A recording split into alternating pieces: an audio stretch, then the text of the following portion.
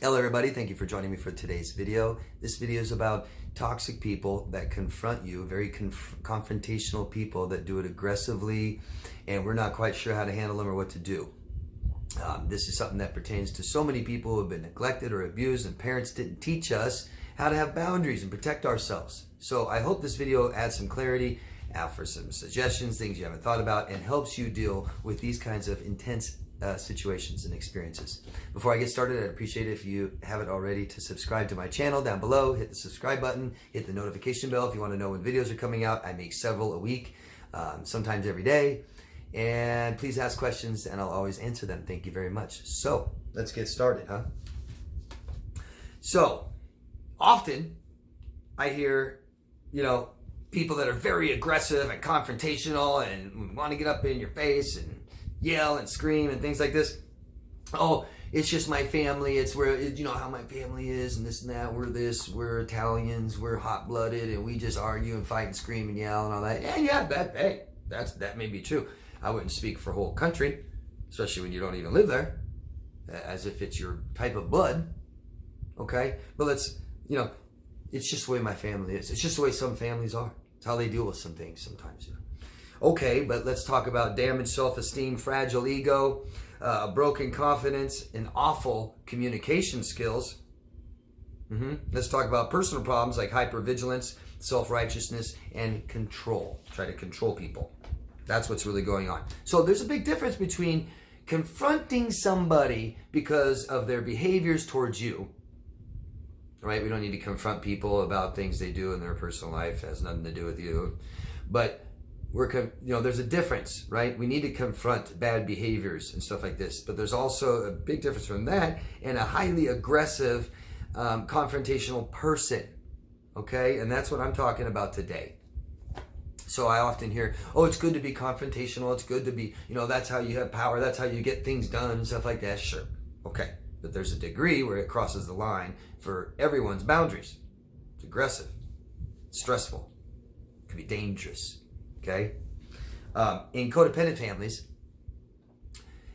they'll confront each other, right? Not because of personal issues. I don't like your behavior towards me. I'd like that to stop. It tends to be, for codependent families, it's either to take the attention off of them, or it's not either. It's taking the attention off of them and placing it onto you, and I want to manage your life. So I'm going to confront you on what you do and your personal choices you make and where you spend your time and what, things like this, right? And I'm managing your life, maybe micromanaging your life, and it's taking all the attention off of me. That's the codependent family. That's one big reason you get this. But the types of people like this may have pathological anger, rage, narcissistic rage, borderlines, sociopaths. They may be bullies. They may be suffering from PTSD, right? A lot of you may be suffering from PTSD, and a lot of you may have a quick temper right now. I sure have. Hypervigilant, self-righteous, temper, emotional. They may have brain trauma. They may be suffering from some kind of brain trauma, or they may be a drug addict, abusing substances, alcohol, things like this. Might be under the influence, or it might just be a life crisis. So this isn't a specific type, is it? We may have all blown up on people and confronted them too much and things like this.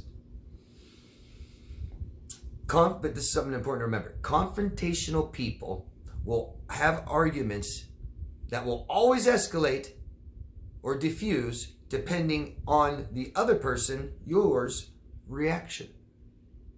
So if you look at it that way, you actually have the control, because when someone loses their shit, they're out of control.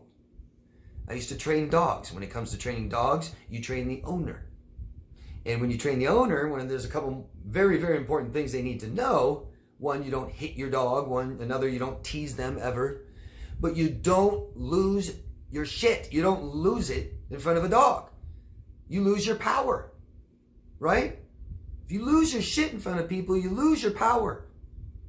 It's scary. You're out of control. You're unpredictable. You are dangerous.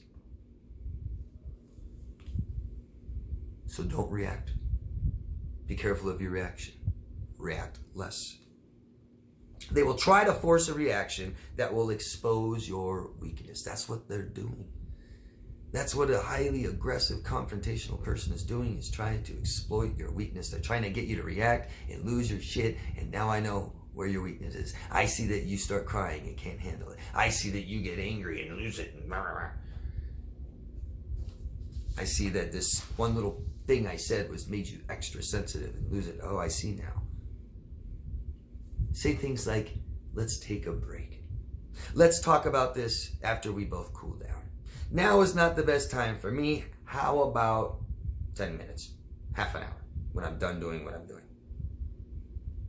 Self-control equals power. Okay? Remember that. Imagine a parent having a temper tantrum, right? Imagine you're 8 years old and your dad or mom drops on the floor and kicks and screams in circles because they didn't get what they wanted, because you won't do what they want. How much power do they have now? Not much. By you not reacting, you have the power, you have the control. One thing we do is we depersonalize. I hope you guys get to this part and finish. Depersonalize. It's not about you. When people act this way, however people treat you, however people, whatever they say and whatever they do, however they act, is only about them, never you. It doesn't matter what anybody says about you, to you, treat you, hit you, hurt you, say about you. It's nothing to do about you. Only about them. Don't let this be about you. Keep it about them. Talk about them. Don't sit there and defend yourself and talk about you. That's what they're trying to do. Keep the attention on them. Maybe even be empathic. A lot of you call yourselves empaths. This is a time where it may be really tested. Try to understand their anger. Not excuse their behavior, but by just simply understanding, by putting yourself in their shoes and understanding what they're so angry and pissed about, you may be able to calm yourself down. But we don't excuse. We don't excuse. So the most important thing of all of this, number one, most important is our safety. First, our physical safety, then our emotional safety, right? We have to be safe. Okay? So protect yourself. Protect yourself, defend yourself. You have these rights. Okay? But choose your battles wisely. You have the right to be respected. You have the right to have your end of the agreement, the bargain. You have the right to what you pay for. You have the right to what you need. You have the right to self-expression. Very, very important. You can stand up to bullies, but be safe. Personal relationships, if you're in a personal relationships, this behavior must be addressed. That may be not right now. It must be confronted and fixed. So think about people in your inner circle and people on your outer circle. It's a world of difference to me. People in my inner life, my personal life, girlfriends, friends, family, these are the people that I care about. These are the relationships I care about. Okay? I don't care about and care for everybody else, anybody else. I'm sorry, I don't know them. Strangers, contacts, co-workers, maybe a little. So try to evaluate the relationship, right? I mean, do you have to defend yourself? Because it seems it's kind of like ego plays the biggest part with people you don't know, because they don't know you. So if they don't know you, it's only ego to ego. I know what they are, they know what I am, my identity, their identity. If they insult me, if they accuse me of stuff, I don't need to defend myself. I could care less what they think of me. Okay, fine. I walk away. I stay safe. When I was younger, I was in a lot of fights. I never started them, but I always felt like I had to defend myself. I had to fight back, and my ego mattered and what I look like, and I gotta win fights. And it was just pointless, totally dangerous. So now people can call me whatever they want, and they do, and I just don't care unless it's somebody I care about. So if somebody's aggressive, violent, confrontational, these kinds of things that are not my life, I just stay safe, get away. I don't need to argue, I don't need to defend myself. That's up to you guys if you want to, but number one, stay safe. Okay, we do this when this happens by always keeping our distance. I've had somebody recently very aggressive and confrontational and yelling and screaming and threatening and walking towards me. I just kept slowly stepping back. It made them stop. It made them stop. And the only reason that would bother me before, years ago, was my ego. I didn't care now. I know that it's responsible, and I know that it's healthy, and I know that it's a wise and right thing to do. I didn't overreact. I didn't react much at all. I stood back.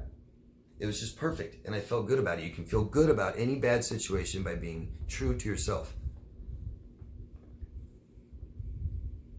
If this is at work, a stranger, contact, connection, you have the right. Like I said, you have all your rights. Here in America, we have rights. We have laws to protect your rights. You're entitled to fight for your rights. You can argue. You can defend them. Okay?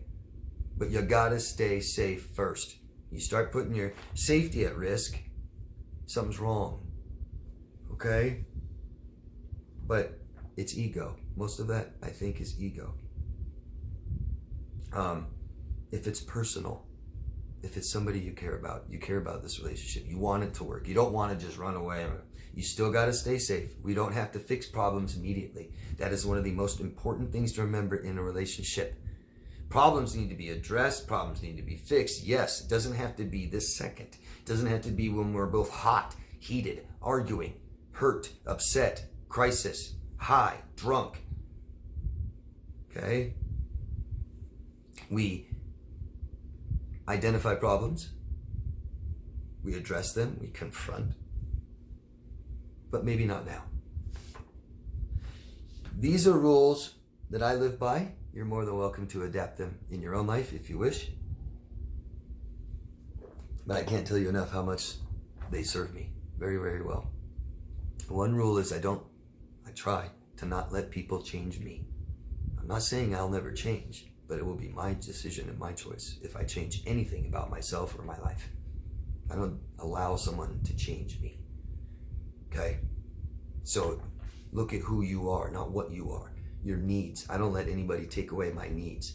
I try to get what I want and don't let people stand in my way. I don't let people make me feel bad. Okay? I don't compromise my values. No matter how you treat me, I will be a respectful, honest person. And if that means I can't keep doing that around you, then I won't be around you. Okay? Here's something I have said before. I'm not asking you to change. I'm telling you that this behavior is unacceptable. I cannot accept it. So they can change on their own, or we can change the status of this relationship. Okay? Number one, safety. Another rule I live by, don't let people change me. Next one is I try not to change other people. Okay?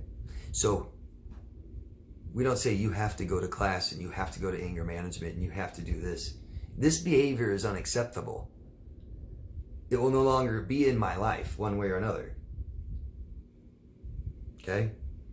All of you that decide to share your experiences and stories and comments down below, I appreciate you very much. You guys really help make these videos. And for those of you who just watch these videos and don't comment, go down there and read some of the comments. They're great comments. They're great experiences that people vulnerably share. And I appreciate it very much. And there's always great questions. If you guys don't like asking questions, there might be your question down below asked, and I'll try to answer all of them. Thank you.